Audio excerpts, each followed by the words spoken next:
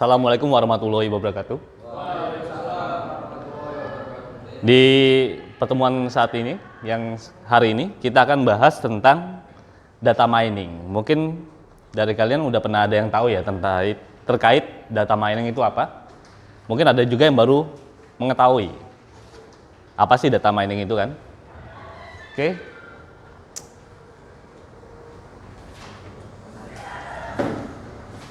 Oke, profil mata kuliah data mining untuk prodi teknik informatika, di mana ini SKS-nya ada 3 SKS.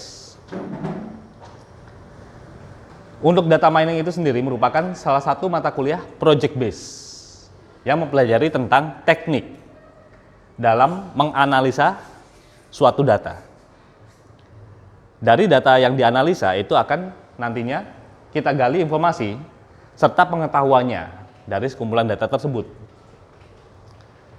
Sehingga nanti hasil akhirnya yaitu adanya sebuah produk dari mata kuliah project base ini. Yang mana di sini mata kuliah ini mengajarkan konsep jenis data serta cara prosesnya, penggalian hubungan antar data dengan teknik asosiasi, pengelompokan data baik melalui klasifikasi ataupun klasterisasi, serta melakukan perkiraan data dengan teknik estimasi dan prediksi. Artinya di data mining ini kita bisa mencari, memproses, menggali hubungan data melalui teknik asosiasi atau pengelompokan data dengan teknik klasifikasi dan klasterisasi. Ada juga melakukan perkiraan data yaitu estimasi dan prediksi. Sehingga nanti kalian mampu menganalisa hasil proses dari data yang diolah, serta pengimplementasiannya ke dalam sebuah produk berdasarkan studi kasus yang dipilih. Oke, kalau misalkan kita lihat di sini, pengelompokan data dengan teknik klasifikasi dan klasterisasi. Contohnya, misalkan aku bisa mengelompokkan data mahasiswa Stikom, ini mana sih mahasiswa yang kelompok mahasiswa tepat waktu, lulus tepat waktu, mana yang tidak lulus tepat waktu. Estimasi berarti bisa memperkirakan ini kira-kira dari kota, dari Banyuwangi ke Genteng misalkan, ini kira-kira estimasi waktunya berapa lama sih? Termasuk prediksi, misalkan untuk prediksi saham dan lain sebagainya. Itu bisa menggunakan teknik data mining. Untuk komponen penilaiannya ada tugas mandiri 10%, tugas kelompoknya 20%, UTS 30% dan UAS itu 40%. Mata kuliah terintegrasi, jadi bisa terintegrasi dengan mata kuliah yang lain untuk project base-nya. Contohnya, implementasi teknik data mining berbasis website atau melalui mata kuliah pemrograman web, atau penulisan karya tulis ilmiah, atau juga implementasi teknik data mining selain materi yang diajarkan. Oke, untuk konsep penilaiannya, tugas mandiri ada 5 jenis tugas: pengantar data mining, karakteristik data, pengukuran data, asosiasi, estimasi, dan forecasting. Yaitu dalam bentuk portofolio, esai, latihan soal yang dikerjakan secara individu, serta ada tugas kelompok, ada asosiasi, clustering, klasifikasi, evaluasi teknik data mining, dan final project. Analisis data dengan metode tertentu dituangkan dalam bentuk karya atau produk. Untuk surveinya, kita menggunakan e-learning untuk mengetahui hasil pembelajaran dari kalian hingga akhir perkuliahan nantinya.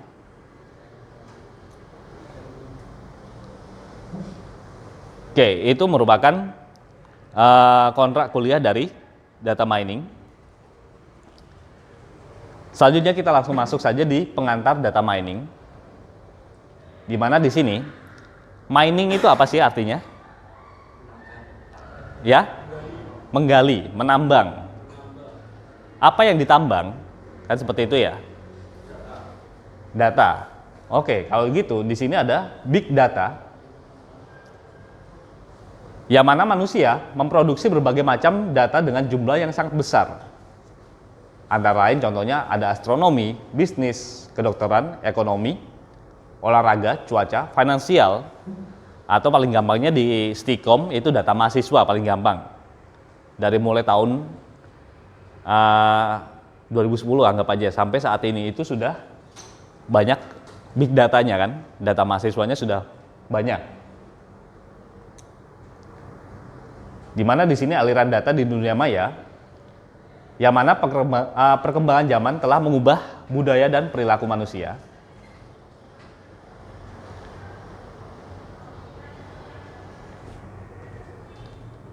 Ini hasil survei dari tahun 2015 saja bahwa penggunaan Google itu 100 PB per hari, 40.000 pencarian per menit. Facebook aja penggunaannya 300 PB per hari, YouTube 1000 PB video, Twitter atau X itu 456.000 tweet per menitnya. Instagram 46.000 per menitnya. Artinya dalam waktu secepat itu ini sudah banyak data yang terkumpul, ya kan? Apa yang bisa kita lakukan dengan data sebanyak itu? Nah, itu yang harus kita pikirkan kan. Kira-kira apa sih yang bisa dilakukan terkait data tersebut?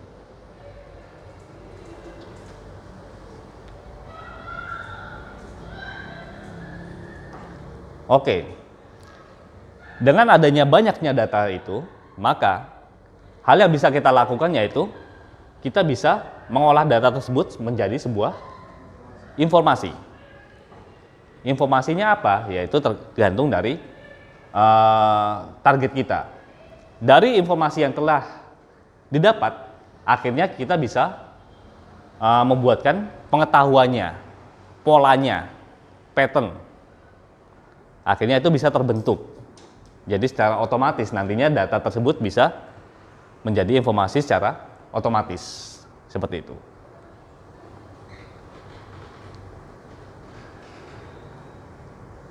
Kalau kita bicarakan data itu, fakta yang terekam namun tidak membawa arti.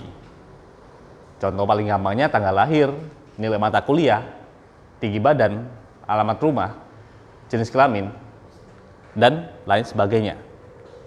Artinya apa? Di situ ada artinya atau tidak data-data tersebut? Ya? Ada. Kalau cuma sekedar tanggal lahir saja, apakah ada artinya? Tidak ada kan? Artinya kan itu cuma sebagai data saja. Nilai mata kuliah, apakah ada artinya? Tidak ada. Maka dari itu, ini ada yang namanya informasi yang merupakan kumpulan data yang memiliki makna. Akhirnya dari situ kita bisa mengetahui bahwa dari tanggal lahir itu kita bisa mengetahui usia, nilai mata kuliah menjadi status kelulusan mata kuliah, dan lain sebagainya. Artinya saat data tersebut sudah kita olah, artinya nanti akan menjadi informasi. Untuk pengetahuan itu sendiri, yaitu pola atau rumus, atau aturan, atau model yang muncul dari data dan informasi. Kebiasaan mahasiswa, kecenderungan plagiasi tugas, tanda-tanda terjadinya bencana, dan lain sebagainya. Artinya kalau kita ambil contoh nilai mata kuliah yang menjadi kelulusan mahasiswa, ini kan kita bisa melihat dari kebiasaan mahasiswanya. Dalam angkatan kalian, ini kira-kira apakah semuanya termasuk yang rajin mengerjakan atau ada beberapa yang tidak rajin? Seperti itu. Apakah nilainya di atas nilai kelulusan atau ada yang di bawah nilai kelulusan? Itu artinya adalah sebuah pengetahuan. Artinya bisa kita rumuskan atau kita carikan polanya atau aturan. Makanya kan kenapa di Stikom juga kan pasti akan ada aturan-aturan terkait perkuliahan kalian, ya kan? Itu artinya adalah bagaimana kita berusaha agar kalian bisa lulus tepat waktu. Seperti itu. Oke, kita lihat di sini. Contoh paling gampangnya. Data kehadiran pegawai. Dari data yang sudah ada, kita bisa lihat si A datangnya jam sekian, pulang jam sekian.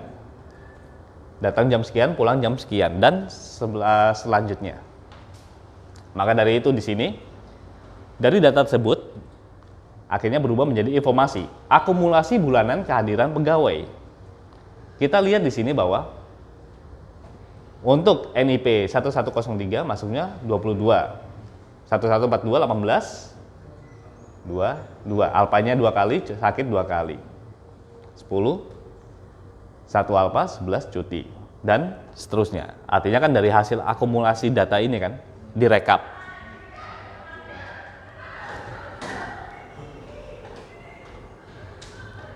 Akhirnya ini akan menjadi pengetahuan yang menjadi terlihat bahwa kebiasaan kehadiran mingguan pegawai. Bahwa setiap minggu, ini hari Senin, yang terlambat itu adalah sebanyak 7 orang, pulang cepat kosong, izinnya 3, alpanya 1. Selasa, pulang cepat 1, Rabu, terlambat 1, pulang cepat 1, Kamis, pulang cepat 1, izin 1, Jumat, terlambatnya 5, pulang cepatnya 8, izin 4, alpa 2. Artinya kan dari sini kita bisa melihat polanya. Kenapa kok yang hari Senin terlambatnya banyak, izin dan apa, termasuk juga Jumat terlambatnya banyak, pulang cepatnya lebih banyak lagi, izinnya 4, alpanya 2. Akhirnya kita bisa menentukan polanya. Dari sini kita bisa lihat, akhirnya muncul kebijakan. Kebijakannya adalah hari Senin start kerja dimulai dari jam 10. Kalau melihat dari trafiknya tersebut, bisa jadi yang pekerjanya yaitu orang yang pulang kampung. Pulang kampung sehingga hari Senin berangkat ke sini dia terlambat. Makanya jamnya dimundurkan. Hari Jumat pun sama. Banyak orang yang ingin cepat pulang kampung. Akhirnya waktu bekerja dipercepat pulangnya dari biasanya jam 4, sekarang menjadi jam 2 sudah pulang. Sisa jamnya dikompensasikan ke hari yang lain, ditambahkan ke hari Selasa, Rabu, dan Kamis. Oke, sudah dapat artinya data mining itu seperti apa? Oke ya, berarti kan dari data menjadi pengetahuan, jadi informasi, akhirnya jadi pengetahuan. Nah ini kan akhirnya kita bisa melihat juga dari aku, misalkan aku melihat dari data kalian, oh kok angkatan ini kayak gini, angkatan ini kok begini, akhirnya muncul kebijakan apa yang harus dilakukan, seperti itu. Oke. Artinya di sini kalau data mining itu sendiri adalah data yang ditambang atau digali, diolah serta diekstraksi menjadi sebuah pengetahuan. Nama lain dari data mining adalah knowledge discovery in database, knowledge extraction, pattern analysis, information harvesting, business intelligence. Itu merupakan nama lain dari data mining. Kegunaannya baik deskriptif maupun prediktif. Deskriptif mencari pola yang dipahami oleh manusia. Prediktif membentuk model pengetahuan untuk prediksi. Ada asosiasi, klasifikasi, klasterisasi, estimasi, dan prediksi. Oke, ini adalah 5 komponen utama dari data mining tersebut. Ini kalau kalian belajar lebih lanjut terhadap data mining ini manfaatnya besar ya. Seperti itu. Apa yang bisa dilakukan oleh data mining? Market basket analysis, recommender system, disease prediction, fraud detection, klasifikasi lagu, film berdasarkan mood, data driven, jurnalis, dan lain sebagainya. Paling gampang kalian lihat di Indomaret. Pernah nggak memperhatikan kenapa kok letak produk-produknya kok hampir mirip? Sama semua letaknya. Di Indomaret yang di sini ataupun di tempat lain, pernah kepikiran nggak tempat rokok di belakang, coklat dan lain sebagainya di depan, tempat minuman sendiri, snack bareng sama snack. Itu merupakan, itu kira-kira ketahuan nggak kenapa? Ciri khas. Agar gampang dicari.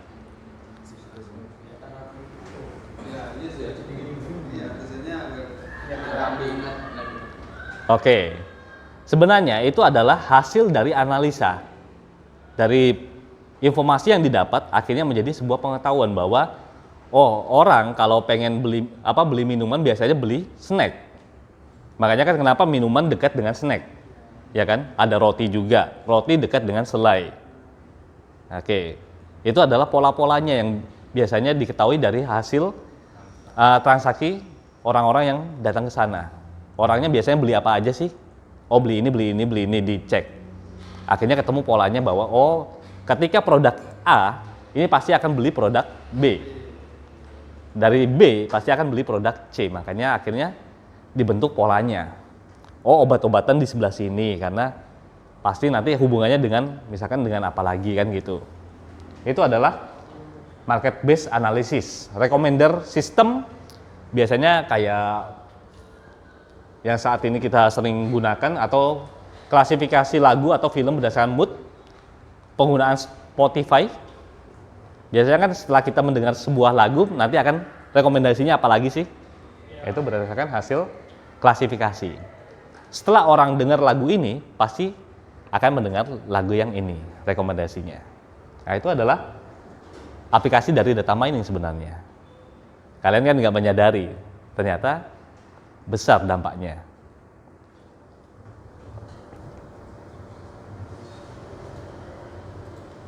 Alurnya kurang lebih seperti ini. Pengantar data mining, data, asosiasi, klasifikasi, klasterisasi, estimasi, dan prediksi.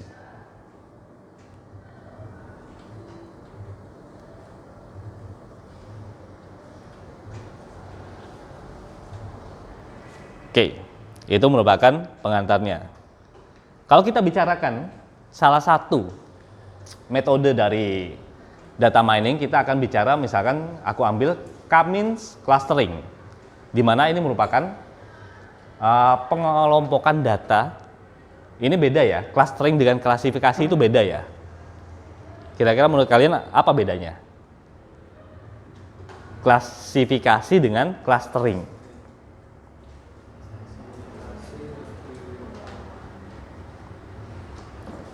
Kan biasanya ada klasifikasi, mengklasifikasikan ini. Klasifikasi? Oke. Ada lagi kira-kira?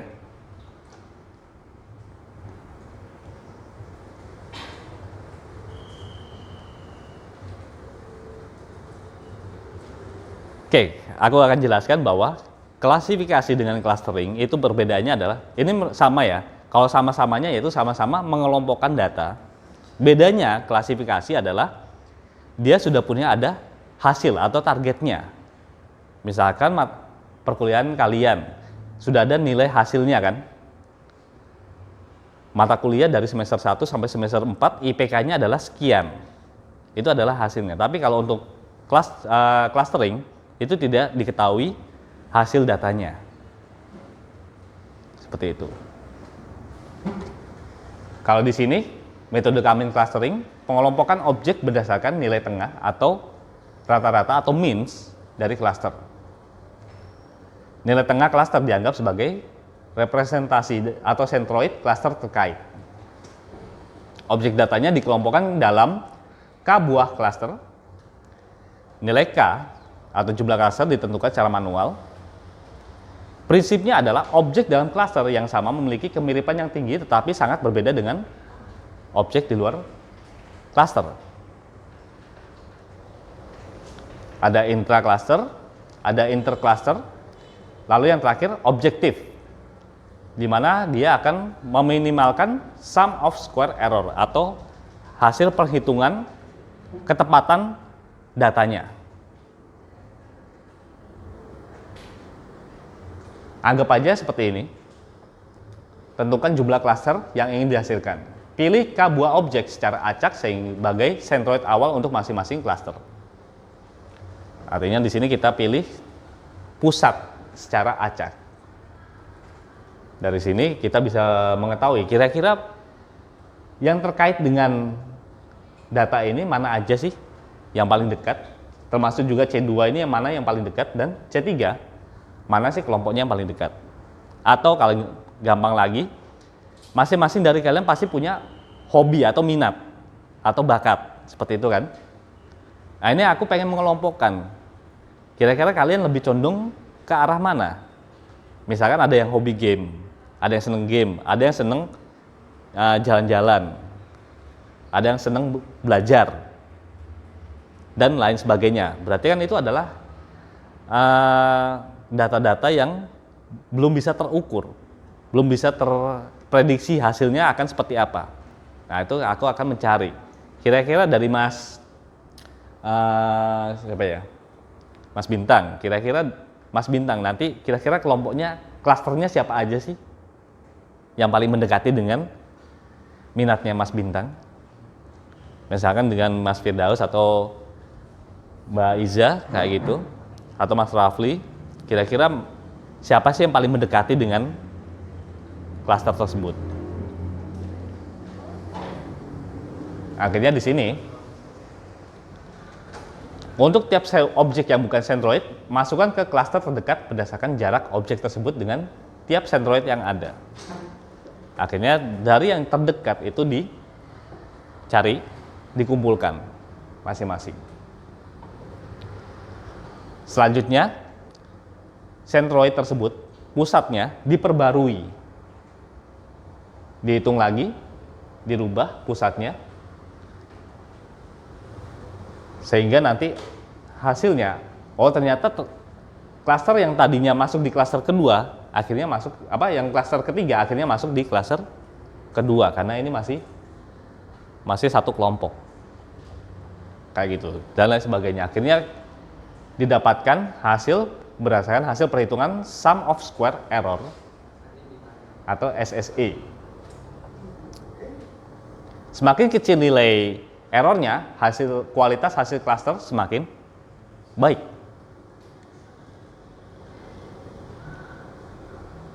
Oke, aku ambil contoh lagi seperti ini. Terdapat data sebagai berikut. Ada namanya A, B, C sampai J. Parameternya 1, 3, 3, 3 dan lain sebagainya. Ini merupakan parameter. Bisa bebas parameternya apa aja. Nilai mata kuliah, usia, atau apapun. Aku pengen mengelompokkan seperti itu. Bagaimana kalau aku pengen membagi menjadi 3 klaster dari data tersebut? Tuh. Maka akan ada yang namanya iterasi atau perulangan, looping. Nah dari sini baru mulai masuk perhitungan. Nah ini kalau yang pengen atau niat masuk ke ranah data mining, berarti hitung-hitungannya harus seneng. Harus seneng dulu ya. Gak ahli tapi seneng hitung-hitungan. Orang yang lebih kurius atau apa ya? Niat. Itu biasanya seneng akan hal yang beginian. Kita tentukan dulu sentroidnya dari 3 klaster secara acak. C1 ambil klaster nomor 2, C2 nya data nomor 10, C3 Nah, habis ini baru kita masukkan ke dalam centroid terdekat berdasarkan hasil perhitungannya. Rumusnya kurang lebih seperti ini. A dengan C1. 1 dikurangi 3 pangkat 2 ditambah 3 dikurangi 3 pangkat 2. Ketemu hasilnya adalah 2.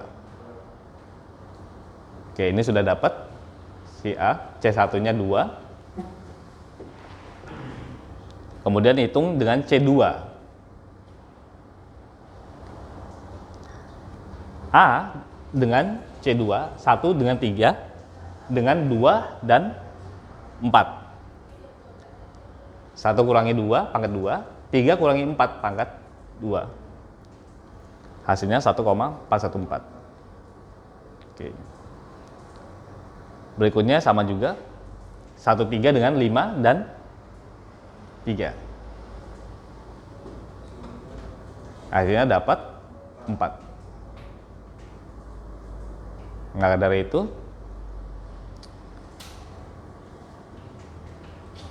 kita cari mana yang paling kecil nilainya. Ternyata si A ini lebih dekat dengan klaster kedua. Nilainya paling kecil 1,4.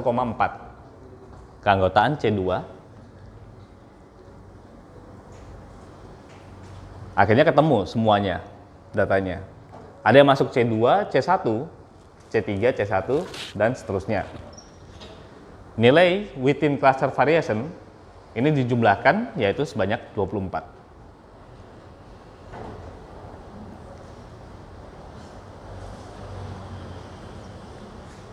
Kemudian dihitung kembali nilai jaraknya.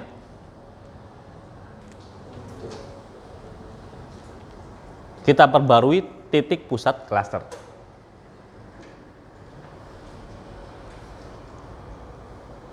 Menghitung rasionya kembali.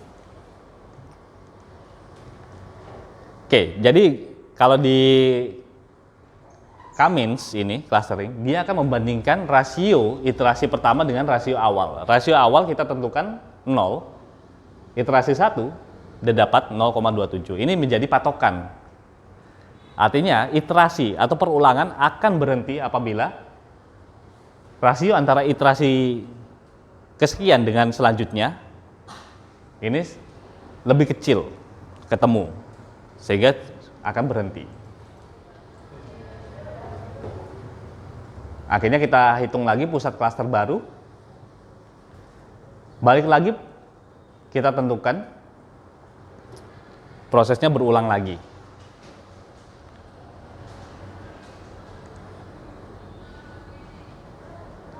Oke, yang tadi awalnya dapat 0,27 didapat 0,67. Oke, iterasi kedua masih lebih besar daripada iterasi pertama. Di situ dituliskan iterasi akan selesai apabila nilai rasio iterasi saat ini lebih kecil sama dengan nilai rasio iterasi sebelumnya. Artinya proses ini akan berhenti apabila nilainya sama atau lebih kecil daripada targetnya.